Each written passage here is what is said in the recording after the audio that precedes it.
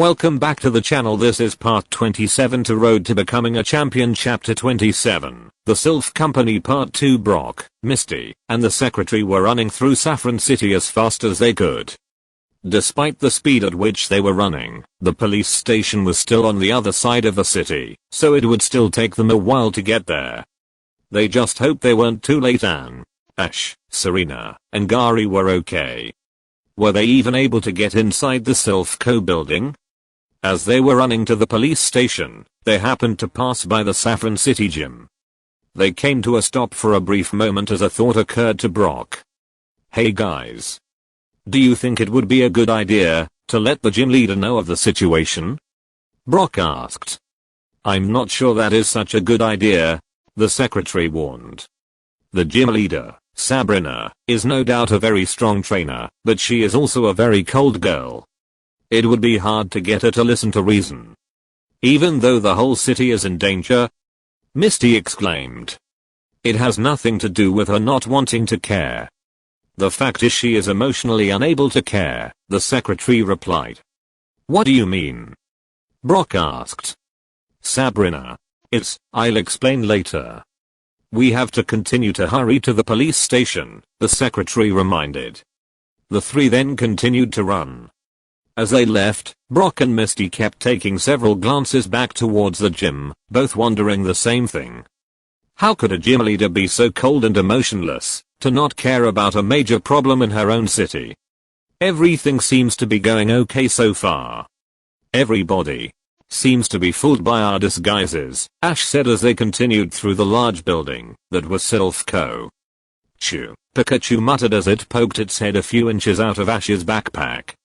You need to stay in the backpack, buddy. We don't need to draw unwanted attention to ourselves, Ash whispered. We are already halfway up the building. The rockets have been surprisingly helpful in directing us to the upper floors when we need help, Gary mused. Is that too strange for you? Serena asked. Yes. It is, in fact, Gary answered. With the exception of that proton guy, nobody is suspicious of us at all. We've learned from them that the experiments for the Master Ball are still being conducted on the 8th floor.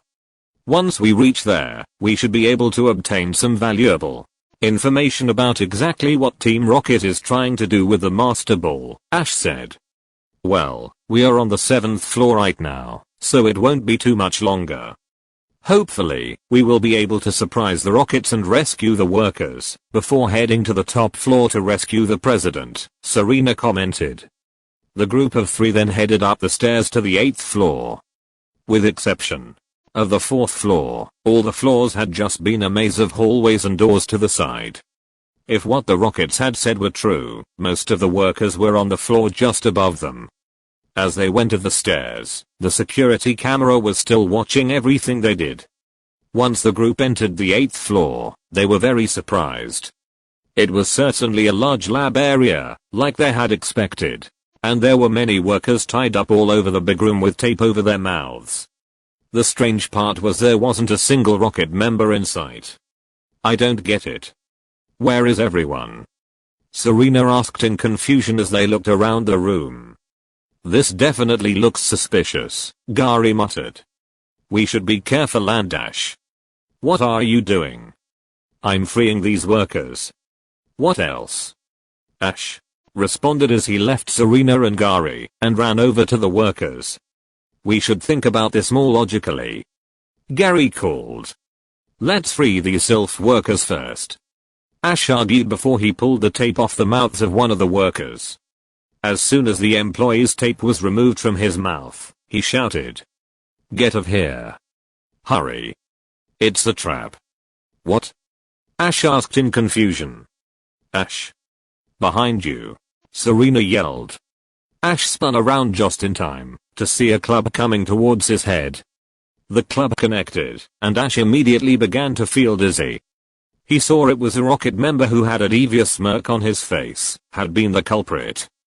He looked familiar, but Ash was too tired to remember who it was.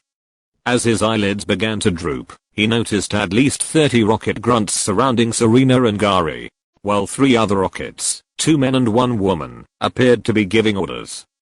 That was the last thing Ash saw before he collapsed, and everything turned to darkness. Ash groaned as he groggily opened his eyes. His eyesight was very blurry still, and he couldn't really see a thing. How long had he been knocked out? The back of his head still hurt a lot. Ash went to feel his head to see if there was a bump there, but found he was unable to move his arms. Now awake, he realized that his was tied up. He then noticed Serena and Gary next to him, also tied up. They both appeared to be unconscious. With growing panic, Ash realized they had fallen right into Team Rocket's trap, and it was his fault. If only he hadn't been so reckless. It was then Ash decided to look around and assess the situation they were in. They were in a seated position with their arms tied up, just like they were at the power plant a while back. They certainly couldn't break free themselves. He then looked around the room they were in, taking in its features. It was fairly small, and appeared to be pretty bare aside from a table and a few chairs. This must be just an extra room that served no real purpose for Silph Co. Now that he had fully gotten his senses back, Ash immediately grew alarmed as he wondered what could have happened to his Pokémon. He could move his fingers just enough to be able to feel his Pokeballs weren't on his belt. He frantically looked around the room, and noticed their backpacks and Pokeballs against the wall on the opposite side of the room. What really got his attention was his best buddy, Pikachu, tied up and in a cage, so it couldn't use its electric attacks. Pikachu. Ash called, but got no response from the rodent, so it must be unconscious as well. Ash sighed when he realized he must be the only one awake at the moment. A thought then suddenly came to Ash that made him extremely uneasy. Why would Team Rocket leave their backpacks and Pokémon in the same room they were in? Why not relocate them? Ash may have been reckless so far, but he wasn't naive enough to think Team Rocket simply left their Pokémon in the same room out of carelessness. Something was up. Ash was snapped out his thoughts as he heard footsteps approaching the door. He heard the sound of keys jingling, and the lock soon turned. The door then opened to reveal 3 rocket grunts coming into the room carrying buckets of ice water. Two appeared unfamiliar to Ash, but he immediately got a glare on his face when he saw that the third one was one of his least favorite people on the face of the planet. Now that he had his senses back, Ash could see it was this person who had knocked him out. Well. Long time no see. How's Charmander? Damien sneered. You, Ash uttered in a low tone. Yes. It's me. The one and only Damien. Allow me to say hello after such a long time, Damien said with a smirk.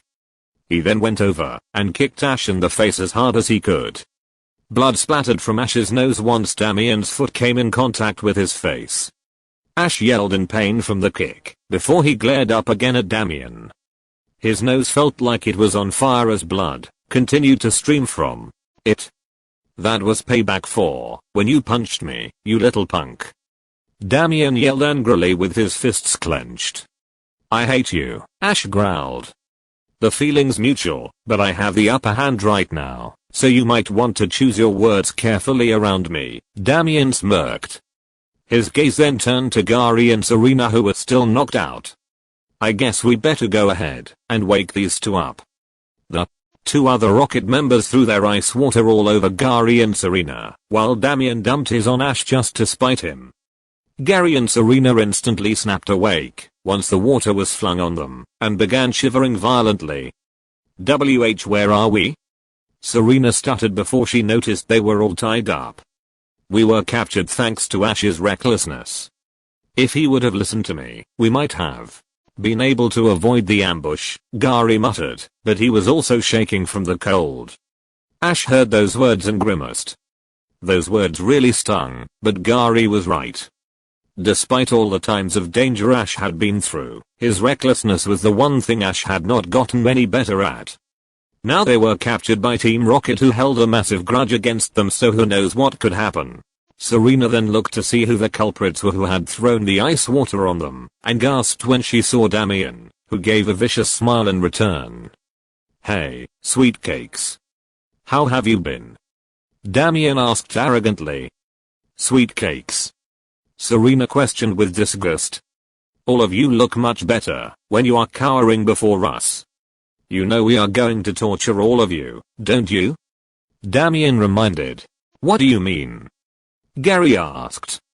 I've never met you, so you may not know this, but these two are proclaimed enemies of Team Rocket. There isn't a single member in the organization who doesn't know about them, Damien answered. What? Why those two? Gary asked in confusion with his eyebrows raised. They are always ruining Team Rocket's plans. Even before I joined, they always got in Jesse, James, and me our way. Damien hollered before turning to Ash and Serena. By the way, those three, Cassidy and Buff, will be over here later to give you little payback of their own. Ash and Serena grimaced when they heard that. You two have been getting mixed up with Team Rocket since you started your journey? These guys are a criminal organization. What are you thinking? Gary exclaimed in surprise as he glared at the two. We aren't doing it on purpose. Ash defended. It isn't like we go searching for these guys. We always just happen to be in the same place they are. This is the first time we have deliberately tried to stop them. Whether you're seeking us out or not doesn't matter. You still will get what's coming for you, starting with the girl, Damien said, as he went to stand over her. He leered evilly at her, which caused Serena to cower in fear. Don't you dare touch Serena, you creep. Ash exploded. I swear if you harm her, you'll what? Damien smirked as he reared back his fist to strike Serena, but stopped. He then turned to their backpacks and Pikachu, who was still slumped against the wall. Actually, I'm thinking we torture your Pokemon a little first. There is no doubt you want front row seats to that. You're as low as they come. Gary spat. First you try to hit a girl, and now you want to torture our Pokemon? Don't touch our Pokemon. Ash yelled. Or else what? Damien glared as he and the other two Rockets went over to their backpacks. He then began shuffling through Ash's backpack until he found the one he wanted. He then picked it up and held it out in front of him. Charmander's Pokeball. Ash trailed. It sure is. I'll be taking back what is rightfully mine. Thank you. Damien said arrogantly. But first I think I will teach it a lesson for defying me. He then pressed the center button and released Charmander from its Pokeballs. Charmander looked up, expecting to see Ash, but its eyes grew wide with horror when it saw it was its former trainer. Hello, Charmander, Damien smirked as she put his hands on his hips. Charmander looked over to where Ash, Serena, and Gary were tied up. It went over to try to help to them, but Damien gave it hard kick before it could even get 2 steps in. Charmander was sent flying across the room and hit the wall painfully. It slowly stood up and prepared to use Flamethrower on Damien and the other Rockets, but Damien already had his other Pokemon out, a Machoke, an Executor, and a Cloyster. All 3 Pokemon loomed over Charmander and stared down menacingly at it. I told you that you would regret going against me, didn't I? Damien growled. I'll be teaching you a lesson you will never forget. Then let's see if you will disobey me again.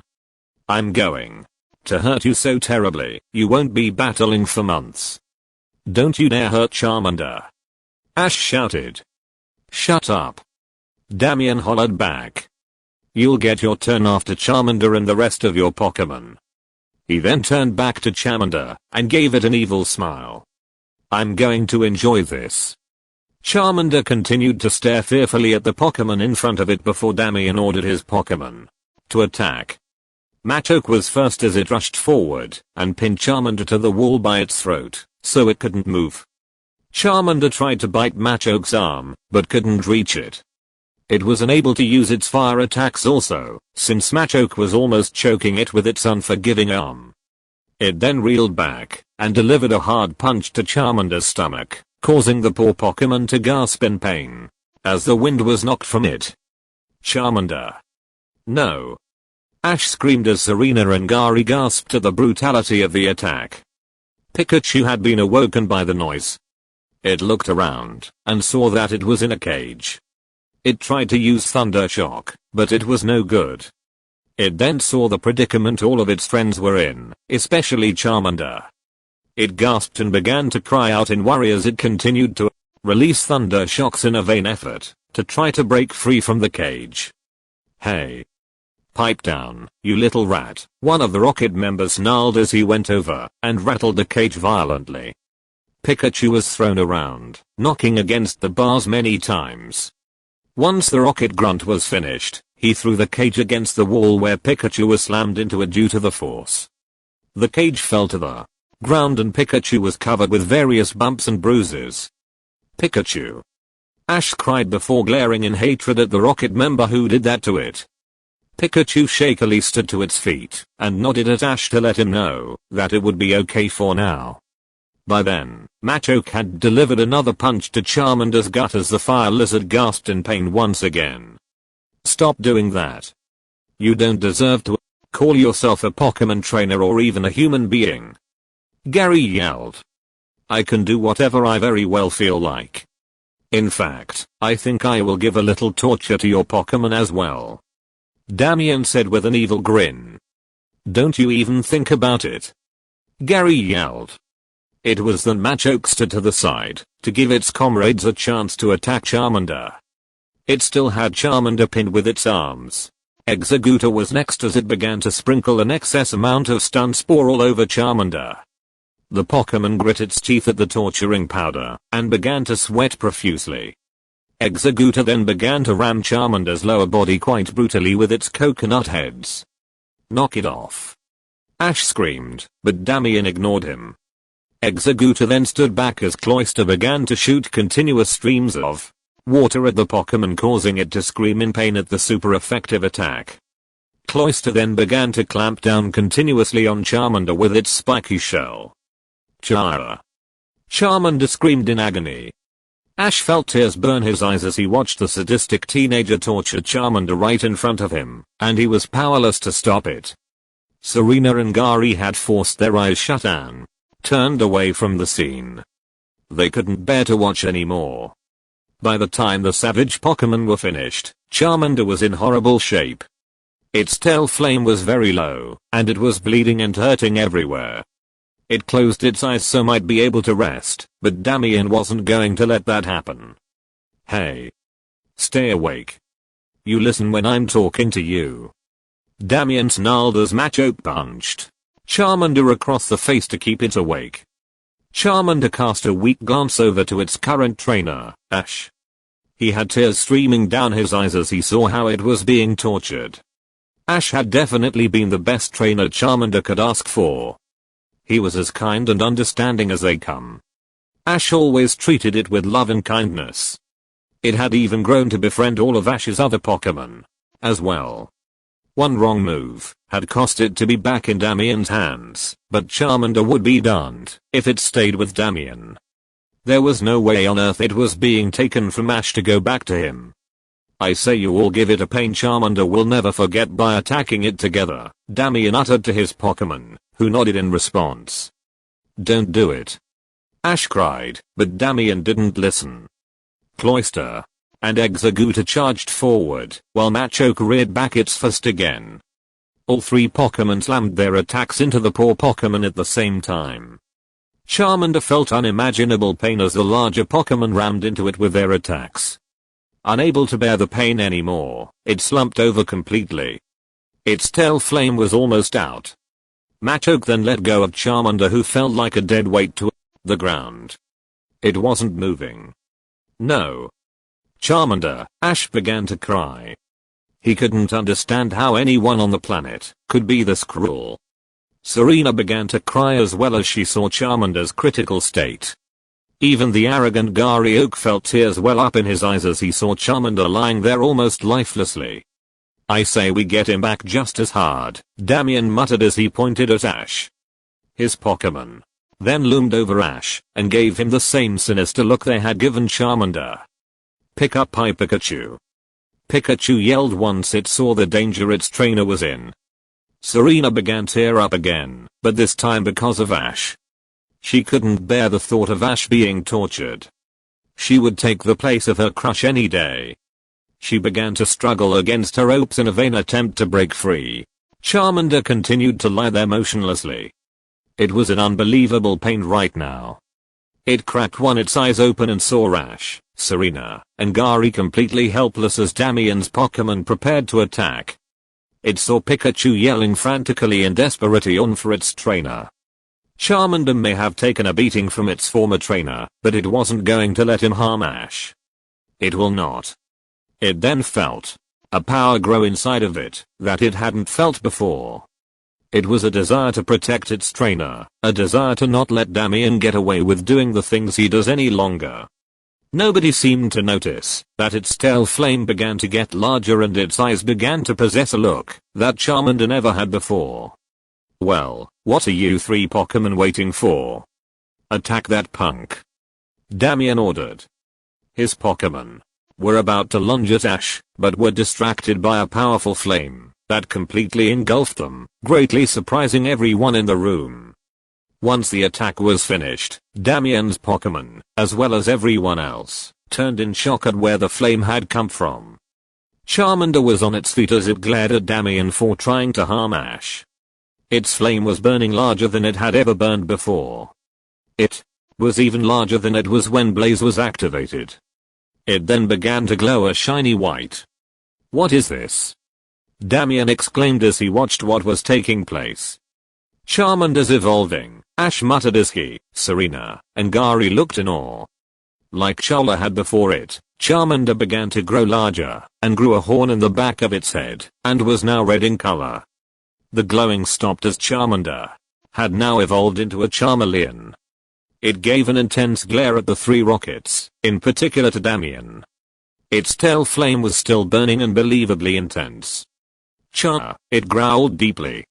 Heh, you think I'm afraid of you just because you evolved? It seems you need another lesson in pain. Machoke, Cloyster, Executor. Attack that Pokémon even harder than last time. The three Pokémon lunged at Charmeleon, but it didn't seem worried in the least. In fact, if it was possible, its tail flame would have become larger. Charmeleon gave mighty roar and let out the largest flamethrower attack anyone in the room had ever seen. The Pokémon dropped to the ground like flies in utter defeat. That's amazing, Ash said in awe. I didn't even know a Charmeleon could have that kind of power. It's using rage. That's Charmeleon's most powerful attack, Gary told him, in equal shock of Charmeleon's strength. Once Damien and the other Rockets saw how easily Charmeleon had defeated their Pokémon, their smirks immediately changed to a look of horror. Ehehehe. Nice Charmeleon. We were just playing, Damien said nervously as he and the other Rockets began to back up. Charmeleon continued to intensely glare at him. Seeing as Charmeleon didn't look so forgiving, Damien and the Rockets turned around and began to try to make a run for it, but Charmeleon was quicker. It let loose another monstrous flamethrower at the Rockets, making sure to scorch Damien the most. All three humans screamed in pain as Charmeleon continued to burn them. The attack finally ended, and the larger fire lizard had a look of satisfaction on its face. Damien and the other two Rockets were charred completely black and fell over onto the ground, unmoving. Holy cow, Ash muttered at the situation that had just taken place. Charmeleon then ran over to Ash, Serena, and Gary and cut their robes loose with its sharp claws. It then went over to unlock Pikachu from its cage. As soon as a yellow rodent was free, it ran over to Ash and jumped in his arms. Buddy! Ash cried in delight as he gave it a hug. He then looked at Charmeleon. I'm so sorry I wasn't able to protect you from Damien, Charmeleon. Do forgive me? Charmeleon nodded its head and gave a thumbs up at Ash as its tail flame returned to normal. The raven hair boy then went over to the fire lizard and gave it a hug as well. Congratulations on evolving, Charmeleon. I'm so glad you're okay. I was so scared of what might have happened to you when I saw Damien attacking you like that. Char, it said reassuringly. I just want to let you know that we will always be together, Charmeleon. I will never let you go to a trainer like Damien ever again, Ash said. Thank you for everything, Charmeleon, Serena said as she hugged the Pokemon too. Ash then decided to switch topics as he looked over at the 3 scorched bodies. Gary was checking their pulses. Well, they are definitely still alive, but I don't see them recovering anytime soon, especially Damien. If he does recover, I don't think it will be completely. He will probably be disfigured for the rest of his life, because of how burned he is, Gary reported. We should probably continue on and worry about them later. We still have to rescue the president, Ash reminded. Remember to be careful this time. This building is still full of Team Rocket members, and I don't wish to be captured again, Gary said. Right, Ash agreed as he and everyone else left the room. Before he left, he looked over at the scorched body of Damien, the cruel boy, who had tortured Charmander, called it worthless, and called Serena a horrible name. With the horrible shape Damien appeared to be in, Ash almost felt sorry for him despite how terrible a person Damien was. Seeing Damien lying there like that, completely motionless, and because it had been Charmeleon who did, Ash felt closure with Damien. He didn't feel like he would run into Damien for a very long time after this, if ever. He sighed and followed Gary, Serena, Pikachu, and Charmeleon out of the room. Once again, the group had a security camera that was monitoring their every move. To say that the Team Rocket executives were surprised at the events they had seen on the camera was an understatement. Those kids had escaped from their bondages again. They gave Damien and those 2 other grunts the simple task to watch over those brats, and they would deal with them later. Yet they still managed to break free. This was an outrage. How is it those little kids are so strong? This is very unsettling, a woman with red hair and a haughty expression muttered as she saw the group leave the room via the control room on the 10th floor. Indeed it is, Ariana, a tall man with short green hair and a white uniform agreed. We should have dealt with these children while we had the chance. We should inform the boss of this and ask about the next course of action. He certainly isn't going to be pleased, Archer, a hunched man with purple hair that stuck up in the middle said. There isn't anything else we can do, Petrel, Archer replied. He then turned on his wrist communicator and spoke into it. Sir, this is Archer. What is it this time, Archer? I hope this is good news, spoke Giovanni. Archer was visibly nervous upon hearing that. Unfortunately sir, it is more bad news. The rats that we captured have escaped their bondages and are free again. They overpowered the grunts we sent to keep watch on them. What? Again? Giovanni shouted. How is it? Those idiots can't take care of a couple of children? With all due respect, sir, these children are much stronger than they seem. They have been able to take down everyone in their path so far, Archer replied. It doesn't matter whether they make it up to me or not anymore, Giovanni said darkly. We have gotten the information we needed about the Master Ball to make one of our own. Those children still need to be taught a lesson, however, for meddling in our affairs. Please, sir. Let us executives take care of the brats. They may be able to defeat grunts, but will be no match for us, Archer suggested.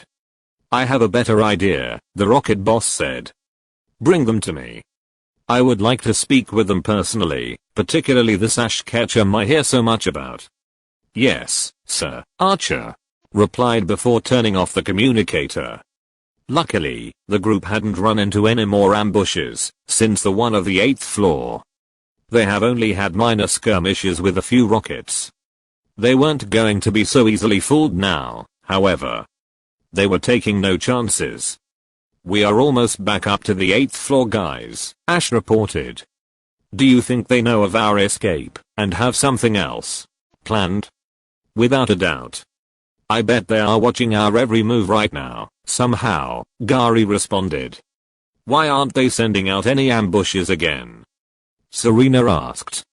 Who knows, but I bet you they are planning something, Gary said as they reached the 8th floor. Once again, the group saw many workers who were tied up with tape over their mouths.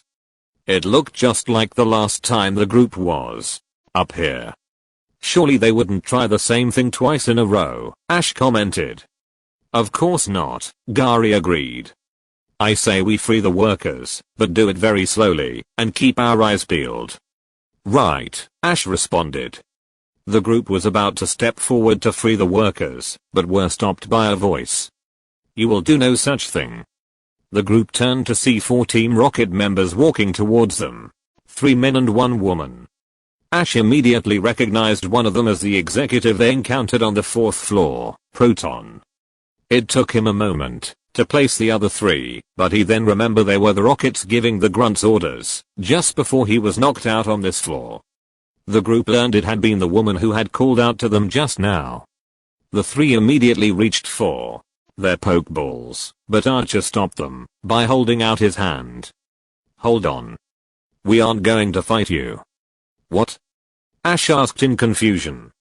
We have been given orders to take you straight to our boss, Archer explained as he and the other executives reached them. Yeah. I'm a nice guy. That's why we are doing this, Petrol said. You're taking us straight to your leader with no opposition? Why? Serena asked suspiciously. You brats have awoken an anger that can't be quenched within us. I would like nothing more than to unleash the full power of a Team Rocket executive's wrath on you, but the boss is forbidding it, Proton said as he clenched his fists. Settle down, Proton, Ariana told him. She then turned back to the trio. Are you coming or not? Why on earth should we trust you? Gary asked. You've tried to have us killed. How do we know you aren't leading us to a trap? Our boss said he just wants to talk with you. On the other hand, if you refuse, we can simply crush you here, Archer said. The group then looked around and noticed several more Team Rocket members coming out of hiding places and surrounding the group. I knew it, Gary muttered. It was another ambush. This isn't an ambush, because we are giving you a choice, Ariana said. You want to get to the top floor, correct? We are offering to take you there without any opposition. Ash sighed. Guys. I hate to say it, but it doesn't look like we have any better options. I say we let them take us to the top floor. Are you serious, Ash? Surely you can't trust their word. Gary exclaimed. Do you see any other options, Gary? Ash asked sternly as he gestured at the several rockets surrounding them. Do you think we can take all of these guys on our own? Gary didn't have a response for that. If you say so, I trust your judgment, Ash, Serena said. Seeing as no one was arguing with him anymore, Ash nodded to the 4 rocket executives. Okay. Please take us to your leader, he said. Archer nodded back once. Very well. Let's go. The group then began to follow the executives through 8th floor, exchanging nervous glances with each other and wondering what the Team Rocket boss had in store for them. They continued through the other upper floors with no trouble whatsoever.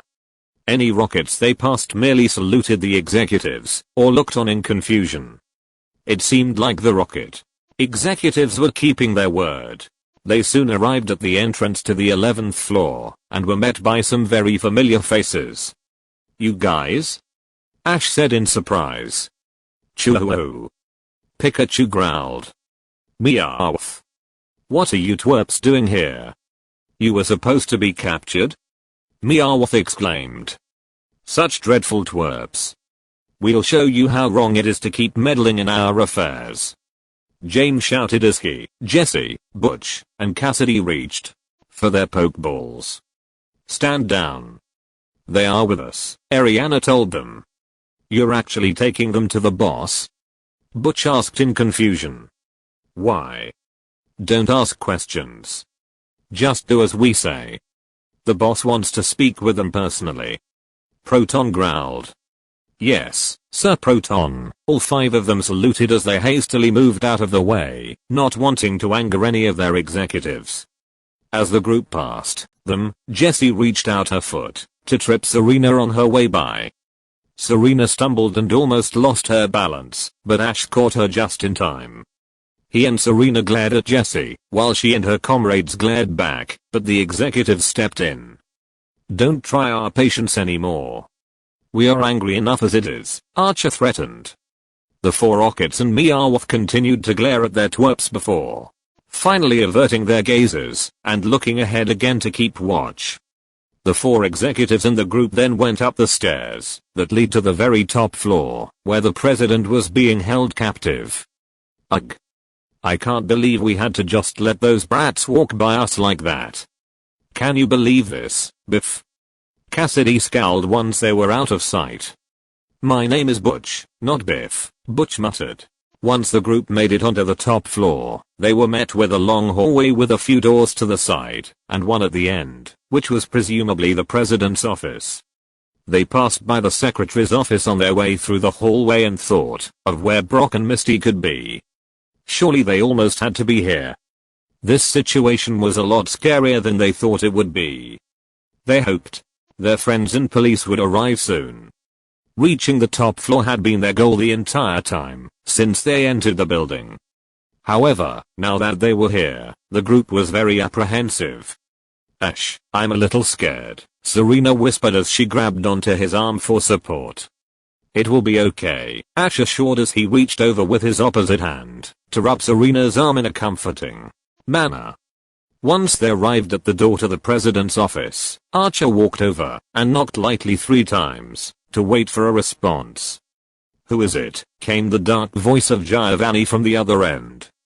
It's us, sir. We've brought the intruders as you requested, Archer answered. Very well. Send them in, Giovanni responded. Archer opened the door and allowed the group to enter. Ash, Serena, and Gary walked past him and took in their surroundings. The first thing they noticed was an older man with a terrified and worried look behind his desk. That was who they presumed to be the president. Then their eyes met with a tall man in an orange suit who was sitting on the couch cross-legged and stroking a Persian by his side. He had to be the rocket leader. This man seemed to be a lot more sophisticated than they thought a leader of a criminal gang should be. Thank you, Archer, Giovanni said to his executive. Then he addressed the others. Petrol, go get the helicopter ready. The rest of you may wait outside the door. I will call you when needed. Ash, Serena, and Gary thought it was very bold of Giovanni to talk to them alone. He must not be afraid of them at all, not that he had a reason to be. The executives nodded before leaving the room and closing the door behind them. The group knew they had no choice but to talk to the boss, now that their exit had been blocked. Oh, this is awful. I can't believe the people I heard who attempted to rescue Silphco were children. I'm so ashamed, the president moaned sadly. Giovanni's Persian hissed at the man, which immediately drove him into silence. Giovanni then looked at Ash appraisingly. Would your name happen to Ash Ketchum, young man, and the young lady next to you Serena Gabina? He asked. Yes. How did you know our names? Ash asked uneasily. How could I not? You all have been a thorn in Team Rocket's side for a very long time now, Giovanni responded calmly before solely addressing Gary. There is no need to ask who you are. You are Gary Oak, son of Blue Oak, and grandson of Professor Samuel Oak. Gary wished for once that his family wasn't so famous.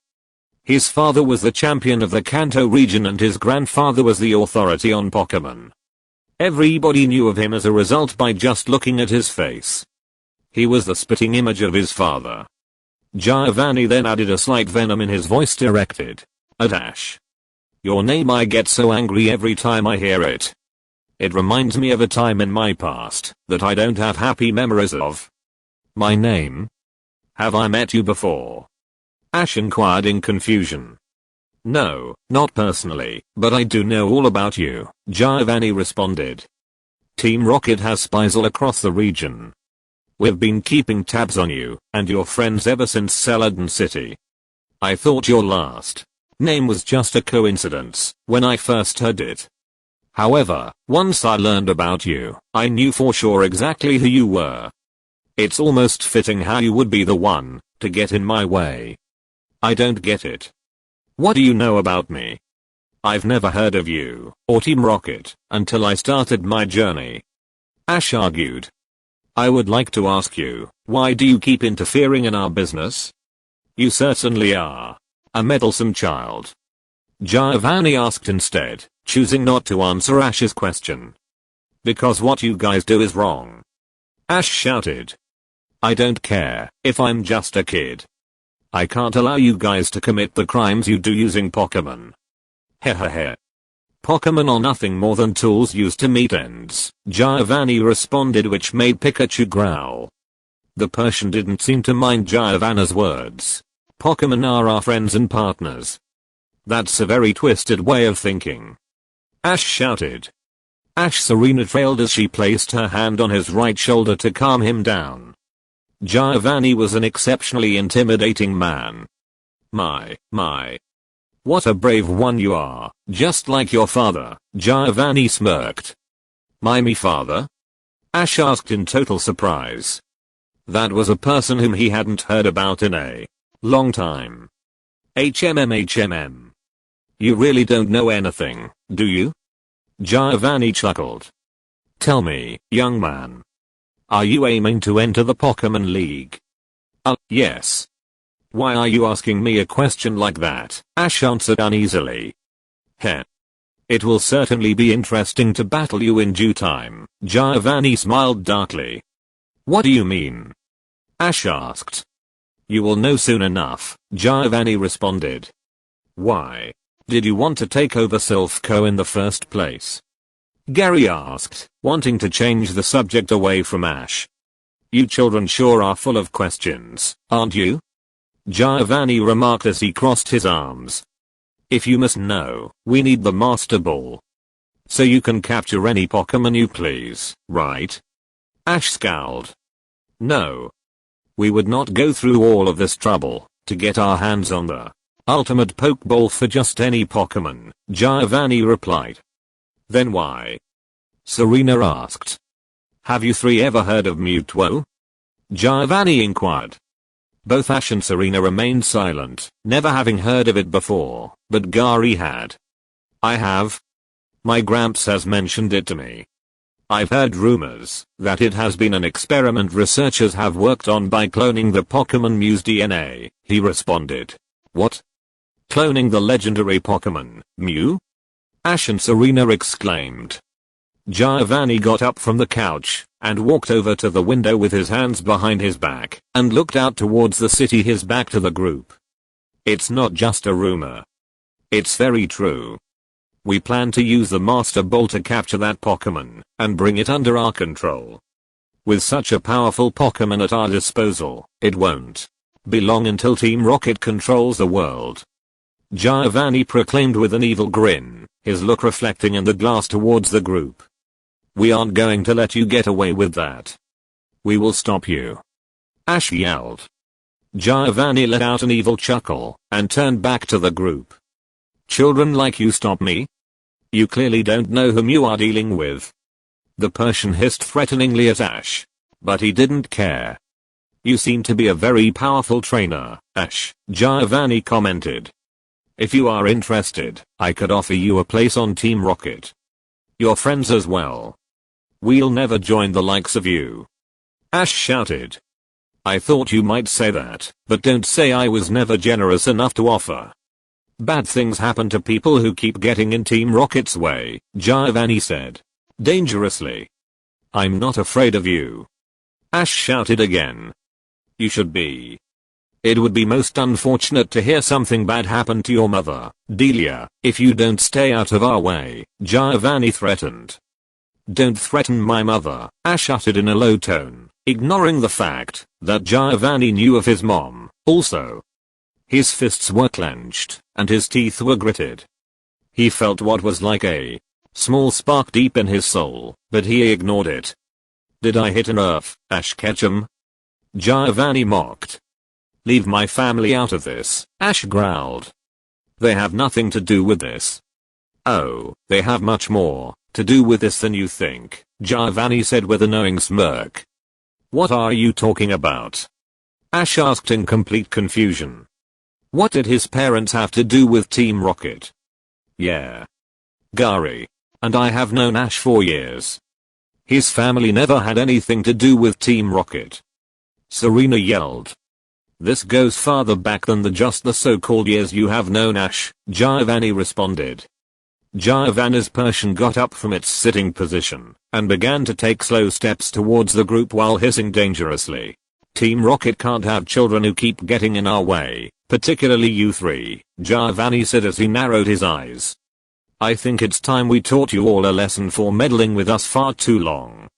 Giovanni then reached for one of his pokeballs. Ash, Serena, and Gary did the same. Proton, Ariana, and Archer burst into the room and also had their pokeballs drawn. The three looked around at all the Rocket members surrounding them while the president watched helplessly. They didn't want to admit it, but the odds looked pretty bad. Pikachu, are you ready? Ash asked, to which the Pikachu nodded in response and sparked its cheeks. Ash. Serena trailed worriedly. Just stay by me, Serena. I won't let them harm you, Ash reassured. It looked like a major fight was going to break out between the heroes and Rocket executives, but they were interrupted by Jesse, James, Meowth, Butch, and Cassidy running into the room panting heavily. What are you doing here? I gave you strict orders to stand guard for this floor. Giovanni yelled, the executives also glaring at them. The police are here, boss. James exclaimed. They are about to break into the building right now. Those twerps must have had accomplices getting the police or something while they were here. We've got to split. Meowth yelled urgently. It was then the group heard the sound of a large helicopter right outside the building. Giovanni glared at Ash, who glared right back. Ash Ketchum, should we meet again, I will introduce to you a world of pain when we do. Consider this your final warning to stay out of Team Rocket's way, or else something will be done about it. He then turned to address his subordinates in the room. We retreat for now. Get to the helicopter. The helicopter appeared outside the large window. Jesse, James, Cassidy, and Butch released their Pokémon, an Arbok, Weezing, Raticat, and Hitmonchan respectively, and ordered them to break the windows. The president had to jump out of the way of the incoming attacks to avoid them. The attacks connected with the window and completely shattered it. They then made a mad dash towards the awaiting helicopter. The Pokémon got in between the Rocket members to form a wall between them and Ash, Serena, and Gary. You guys aren't getting away. Pikachu. Thunderbolt. Ash yelled. The yellow rodent gave a yell and shocked all of Team Rocket's Pokémon while the humans were getting in the helicopter. Arbok. Poison Sting attack. Jessie yelled as she jumped onto the helicopter right after the executives. Launch a sludge attack, Weezing. James yelled. The Pokémon launched their respective attacks, which knocked Pikachu onto the ground in pain. The Rockets then returned all of their Pokémon to continue onto the helicopter. Pikachu. Ash cried as he ran over to it and scooped it into his arms. Hey. Get a move on, Butch. Cassidy yelled to her partner as she got on the helicopter. It's Butch, you got it? Oh, wait. That's what you said, Butch corrected himself before he was yanked on by Cassidy. Eek. Wait for me. James cried as he went on next. The only Rocket left was Giovanni himself. The group could hear a bunch of commotion on the floors below them. They knew the police must have stormed the building now. Upon hearing this, Giovanni went to get on the helicopter, but was stopped by Ash. You aren't getting away. Charmeleon, Squirtle, Bulbasaur, Pidgeotto. I choose you. Ash shouted as he released his Pokémon.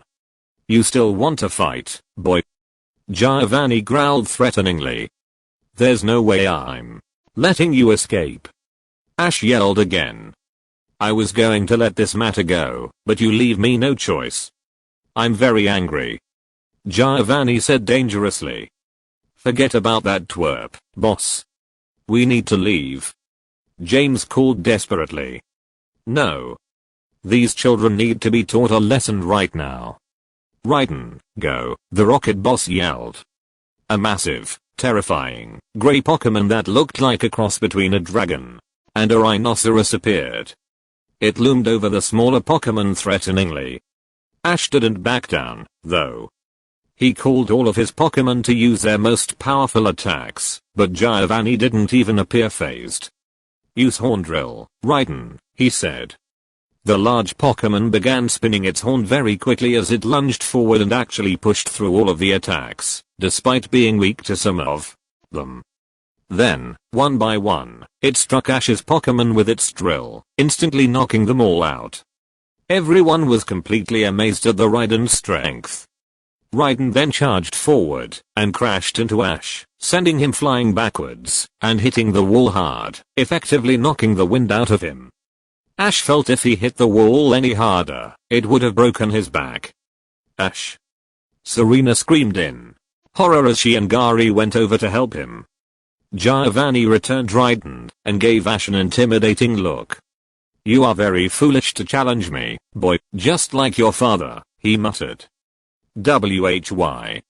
I don't understand why you..." Ash choked out in pain as he was slumped against the wall. "There is no use to explain it to you. A child like you will never understand what I hope to achieve," Giovanni said, as he turned around and got onto the helicopter. It then began to pull away. "I won't let you get away," Ash yelled as he actually got up and ran to the open window after the helicopter despite the intense pain he was in. "Ash, don't." Serena cried as she held him back. "It's too late. They're already gone," Gary added. Ash struggled against Serena for a little bit before he finally slumped over in her arms. He was in too much pain to fight against her right now. Ash looked at his injured Pokemon scattered across the room, the Team Rocket helicopter getting away, the terrified president in the corner of the room, and finally the upset looks of Gary and Serena. Unable to control his emotions anymore, Ash did the only thing he could in this situation. He began to cry. Tears began to spill from his eyes as Serena turned him around and gave him a reassuring embrace. "I couldn't do a thing to stop them, Serena. They still got away," he said in between tears. "They even have the Master Ball blueprints. Who knows what they will do now?" "I know. It isn't your fault, Ash." "It's okay," Serena said soothingly as she continued to hug Ash. "My Pokemon were not even close to a match for him," Ash continued to cry. Everyone then heard footsteps running into the room. Officer Jenny appeared at the doorway with her gun out, followed by a few other police officers, the secretary, and finally, Misty and Brock. "Is everybody okay?" Officer Jenny asked. "We are shaken up, but we are okay," Gary responded as he breathed a sigh of relief. Brock and Misty looked around the half-destroyed room in horror and at the state their friends and Pokemon were in. They could only imagine the chaos that must have happened here a moment ago. It was now about an hour after the police had arrived at Silph Co. Various police cars were surrounding the building as the police were leading any remaining Team Rocket members out in handcuffs. The group happened to spot Damian and the other two Team Rocket members who were with him being carried out on stretchers to an ambulance with a police guard. The group figured they would be treated at the local hospital and sent to jail afterward. Ash was currently sitting down on the ground against the Silph Co building drinking a bottle of water to calm him down. Pikachu was by his side. It was treated with a super potion to heal it of his injuries so it would be fine. His other Pokemon were at the Saffron City Pokemon Center. Misty and Brock were talking with Serena and Gary to learn of the events that had taken place while they were in the Silph Co building. Officer Jenny came over to Serena, Brock, Misty, and Gary. She then motioned for Ash to come over as well. Ash got up from the ground and walked over to the group with Pikachu following him. Once he reached them, Officer Jenny spoke up. "I just want to let you all know how lucky you are to be okay. That was pretty reckless of you to break into Silph Co after knowing that it was swarming with Team Rocket members," she said. "We know. We just didn't think we had any other choice," Ash replied quietly. "It's no place for kids such as yourselves to be involved with a criminal organization like Team Rocket, Officer Jenny continued. You should leave matters such as these to adults. We know, Ash muttered.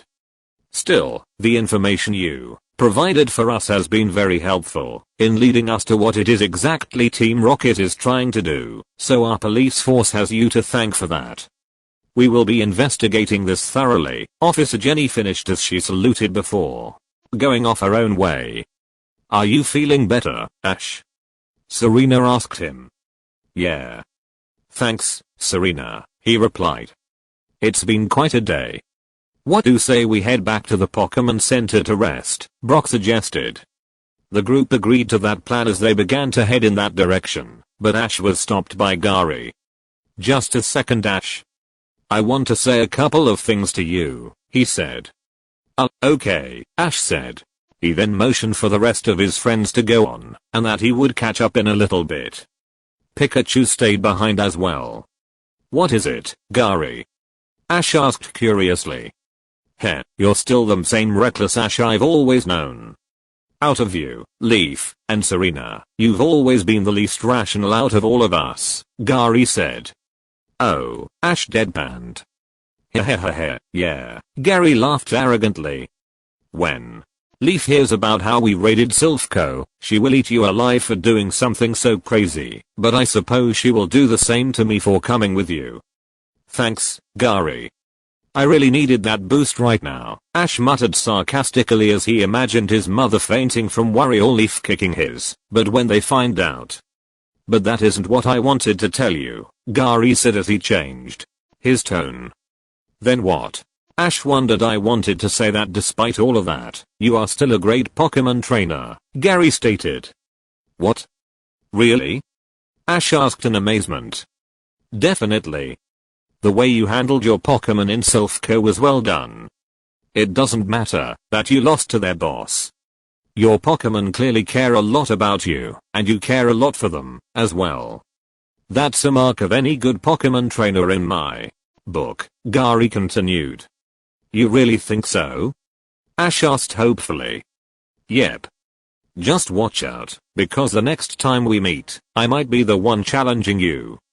Gary said as he placed his hands on his hips and grinned. Thanks, Gary. Ash exclaimed excitedly. You bet. Now let's head back to the Pokemon Center, pal. Gary smiled as he clapped a hand on Ash's back. Sounds good. Ash replied back as he and Pikachu followed Gary. Ash was extremely happy right now. After years of a heated rivalry with Gary, it seemed Gary finally recognized Ash as a worthy rival. Ash couldn't be happier at the moment at the words Gary had said to him. His greatest rival called him a good Pokemon trainer and even wanted to battle the next time they met.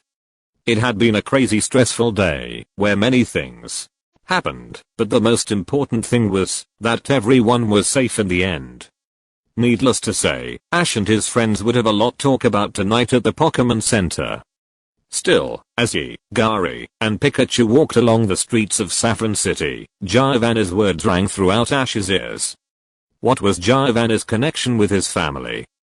Despite the Rocket leader's words to stay away from Team Rocket, Ash had a bad feeling that today wouldn't be the last time he saw Giovanni, whether he wanted to or not.